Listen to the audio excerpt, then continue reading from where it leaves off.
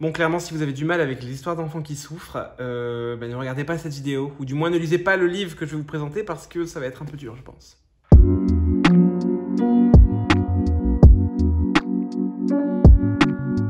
Hello tout le monde, j'espère que vous allez bien. Alors aujourd'hui, on se retrouve pour parler d'un livre qui m'a vraiment trop plu et en même temps qui m'a vraiment trop touché. Vous l'avez vu dans le titre et vous l'avez vu sur la miniature, il s'agit de l'Institut de Stephen King, paru chez les éditions Albin Michel. Et c'est un livre que j'ai reçu en service presse et je remercie chaleureusement Albin Michel de me l'avoir envoyé parce que il me faisait trop envie depuis qu'il avait été annoncé, depuis que j'avais vu le résumé, depuis que j'avais vu la couverture. Bref, tout me faisait trop envie. J'attendais juste qu'il sorte chez nous en France et ça a mis à peu près 1 an comme à chaque fois. Mais voilà, je l'ai reçu, je l'ai lu et il faut absolument que je vous en parle parce que c'était hyper poignant et voilà. J'ai l'impression que c'est la première fois que je suis aussi concis dans un début de vidéo. Bon alors commençons par l'histoire. Qu'est-ce que nous raconte l'Institut? L'Institut, ça va nous raconter l'histoire de Luke Ellis. Luke, c'est un petit garçon, enfin un jeune garçon de 12 ans. Et Luke, il a une particularité, enfin il en a deux. Sa première particularité, c'est qu'il est surdoué.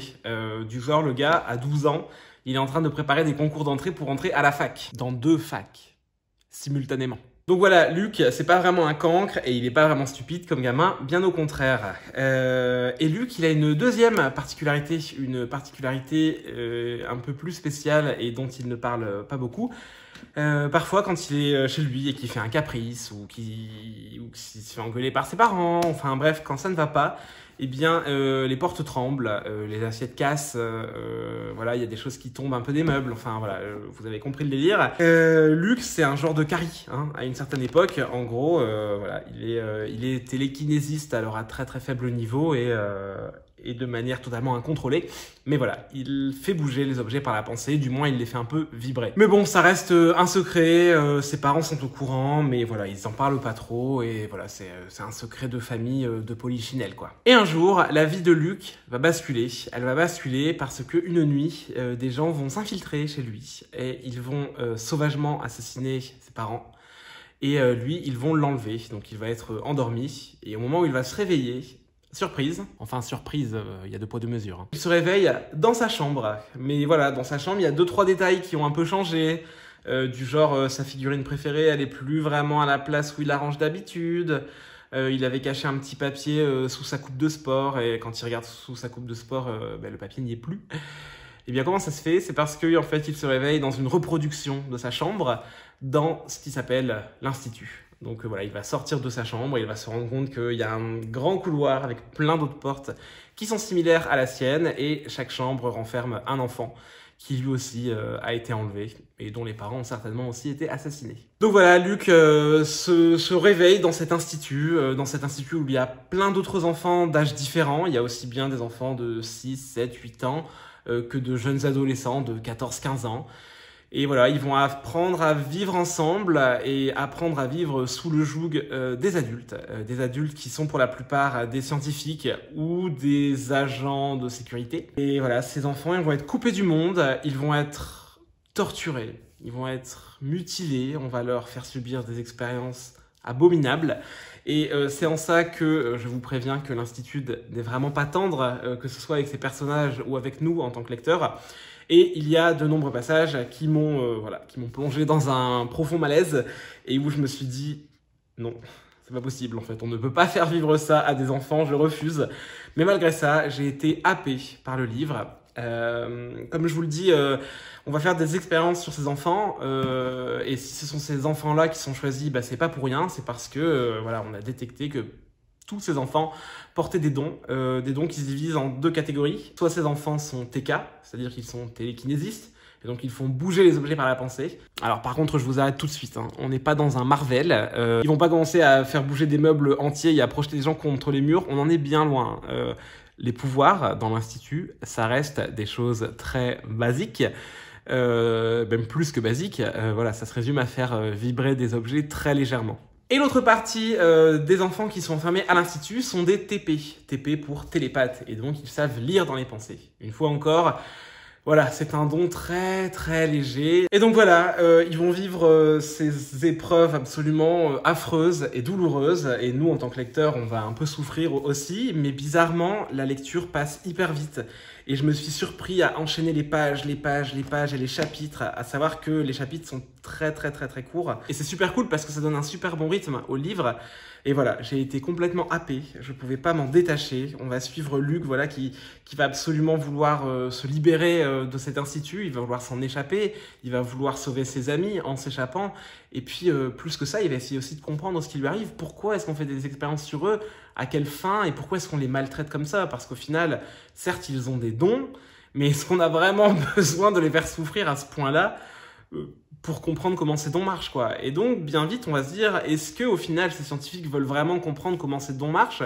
Qu'est-ce qu'ils veulent faire de ces enfants? Et voilà. Et c'est là que arrive toute l'ambivalence du livre et toute sa complexité. C'est que on se rend rapidement compte que les adultes sont persuadés d'œuvrer pour le bien et que ce qu'ils font sert à l'humanité. Alors, je vais vous pas dire dans quelle mesure ça sert à l'humanité, mais voilà, on va avoir cette ambivalence de est-ce qu'on a le droit de torturer des enfants, est-ce qu'on a le droit de sacrifier la minorité pour servir la majorité. Alors bien entendu, si vous êtes des personnes normalement constituées et un tant soit peu sensibles, vous me direz bien que non. Parce que bon, on va pas se mentir, vous allez me dire, ouais, enfin ce thème de sacrifier la minorité pour sauver la majorité, on l'a déjà vu, et voilà, et on sait très bien que c'est mal de faire ça. Et c'est vrai que je me suis posé la même question. Je me suis dit, c'est bizarre parce que souvent, ce que Stephen King écrit, c'est toujours très engagé, entre guillemets, hein, c'est quand même quelqu'un de très très engagé, et c'est jamais gratuit. Et c'est vrai que d'écrire un livre où assez rapidement on fait un lien avec le nazisme, hein, parce qu'on va pas se mentir,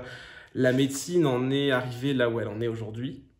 Je suis pas sûr que cette phrase était française. Bref, la médecine a beaucoup avancé au moment des camps de concentration nazis parce que les nazis ont fait avancer la recherche scientifique et tout particulièrement la médecine, mais à quel prix? Et donc c'est un peu bizarre de se dire que Stephen King repose un peu cette question, mais j'en ai discuté avec Pico de la chaîne Pico Books, j'imagine que vous la connaissez.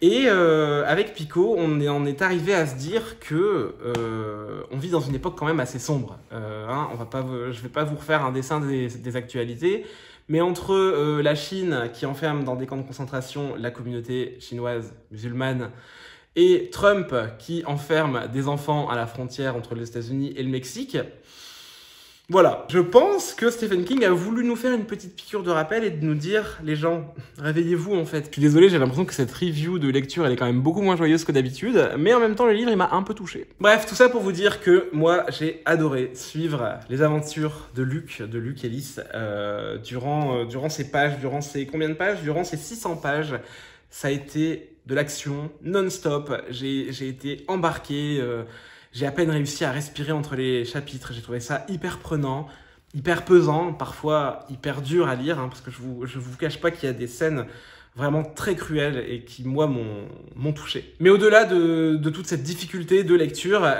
j'ai pu faire un parallèle entre l'Institut et ça, donc toujours de Stephen King, parce que on a aussi le droit à une magnifique histoire d'amitié, de solidarité. Il y a vraiment toujours cette valeur de se battre pour ses amis et que l'amitié, ça peut nous faire surmonter beaucoup de choses. Et voilà, j'ai trouvé ça superbement bien écrit et plein d'émotions. Et quand j'ai refermé le livre, j'étais triste de quitter tous ces personnages et toute cette belle bande d'amis qui s'est formée dans cet endroit aussi horrible. Mention spéciale aussi pour la couverture. Alors, je vais pas m'attarder pendant 107 ans dessus, mais je trouve que le livre est magnifique. On a vraiment le droit à une couverture hyper soignée et hyper plaisante, qui est d'ailleurs la même couverture que l'édition originale, il me semble. Il y a une autre couverture dans l'édition anglaise qui est très très jolie, mais c'est super cool que Albin Michel ait fait le choix de conserver la couverture originale parce que elle illustre parfaitement bien le livre. Bon voilà, j'espère en tout cas que je vous ai donné envie de vous plonger dans cette lecture parce que voilà, pour moi ça a été un gros coup de cœur. Et ça m'a un peu réconcilié avec Stephen King, bien que je n'étais pas vraiment fâché avec lui, mais la dernière lecture que j'avais faite du King, alors j'ai terminé le tome 2 de ça, mais dans ses livres les plus récents, eh bien ça avait été Sleeping Beauties, voilà, qui m'avait laissé une impression un peu mitigée. Hein. J'avais bien aimé l'histoire, mais voilà, j'avais trouvé qu'il y avait énormément de longueur, chose qu'il n'y a pas du tout dans l'Institut. C'est vrai qu'avec Stephen King, on a toujours cette peur de ouais, il y a beaucoup de descriptions, c'est toujours un peu long, tout ça. Et là, je sais pas, j'ai l'impression que pour l'Institut, il a mis les bouchées doubles et il s'est dit, allez, je vais aller au plus vite, au plus simple et je vais faire quelque chose de très très impactant et ça marche vraiment bien. Il n'y a pas une minute où on s'ennuie, où on se dit, oh là là, on tombe dans des longueurs et tout, pas du tout. Et ça, vraiment, c'était hyper plaisant. Et puis aussi, Stephen King est toujours très critiqué pour ses fins. Et bien là, la fin de l'Institut, moi, je l'ai trouvée parfaite. D'ailleurs, tout ça m'a tellement plu que j'ai trop envie de lire du King là et j'ai sélectionné 4 bouquins de King que je veux absolument lire. Je vais vous les montrer. Je ne sais pas du tout lequel sera ma prochaine lecture, mais si vous avez des petites suggestions, n'hésitez pas à m'en faire part dans les commentaires. Déjà, avec le contexte actuel, hein, alerte coronavirus, je me suis dit que lire Le Fléau, ça pourrait pas mal pour psychoter encore plus. Et puis l'an passé, Lemon June avait fait une lecture commune du Fléau à laquelle je n'avais pas participé, bien que j'en ai eu très très très envie. Mais voilà, ça me tente bien de me plonger dans Le Fléau. Il y a 22-11-63 que je vous ai déjà montré il y a quelques mois déjà hein, sur la chaîne quand je l'avais acheté. Je l'ai trouvé dans une braderie, je crois. Et voilà, il me tentait vraiment beaucoup. Donc là, on a plutôt affaire à une histoire de personnage qui voyage dans le temps. Je suis désolée, j'arrête pas de faire mes cheveux, mais il faut vraiment que j'aille chez le coiffeur. Et en plus, voilà, je me suis pas trop coiffée avant de faire la vidéo, donc ça me gêne. Et sinon, j'aimerais vraiment beaucoup lire le cycle complet de La Tour Sombre. J'avais déjà lu le premier tome il y a pas mal d'années. Je ne m'en souviens plus du tout. Je me souviens que j'avais pas tout compris, mais apparemment c'est normal. Mais voilà, je me dis que j'aimerais vraiment beaucoup relire le premier tome de La Tour Sombre pour ensuite me faire tout le cycle entier. Mais voilà, je pense que ce sera pas pour maintenant, clairement, parce que il faut d'abord que je termine plein de sagas que j'ai commencé, du genre Les Archives de Rochard. Et sinon, autre livre de Stephen King que j'ai trop envie de lire, il s'agit de Dr. Sleep. J'ai pas vu le film qui est sorti au cinéma, je sais pas du tout ce qu'il vaut. Mais apparemment, pour lire Dr. Sleep, il faut d'abord lire Shining. Et Shining, je l'ai aussi dans ma bibliothèque, je ne l'ai pas encore lu. Donc voilà, en fait, pourquoi est-ce que je vous montre celui-ci? J'aurais plutôt dû vous montrer Shining. Bref, voilà, c'est tout pour cette vidéo sur Stephen King. Je vous le redis, l'Institut, valeur sûre. Bon, après, je peux comprendre que tout le monde ne puisse pas le lire tout de suite parce qu'il coûte quand même la modique somme... Parce qu'il coûte quand même la modique somme de 25 €. Alors oui, tout le monde ne peut pas mettre 25 € dans un bouquin. Hein, mais voilà, si vous pouvez vous l'offrir, offrez-vous-le et plongez-vous là-dedans parce que c'était vraiment un régal. Bon, et donc voilà, comme je vous disais, cette vidéo touche à sa fin. J'espère vraiment que ça vous aura plu. Moi, je vous souhaite de très belles lectures, comme d'habitude. Et puis, on se retrouve très très bientôt dans une prochaine vidéo. Ciao!